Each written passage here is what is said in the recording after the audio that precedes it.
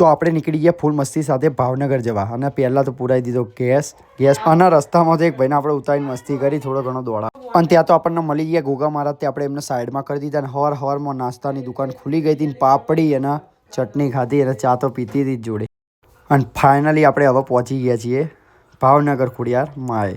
અને આપણા બે ભાઈઓ જો અટકે ને અટકે ઊંઘી ગયા. કેવું અટકે ને અટકે.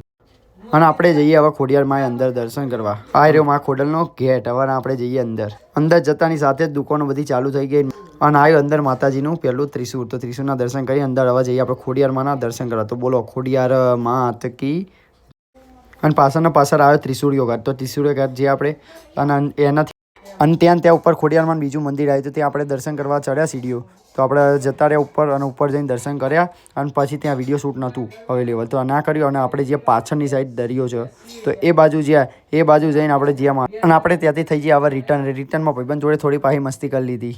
અને રિટર્નમાં બધો હાઈવે પતાવ્યા. પછી એક ભાગ્યોદય નામની રેસ્ટોરન્ટ આવીને પછી ત્યાં નપકે મારા ભાઈઓ બે હાથે બેઠે એવા મંડ્યા ને.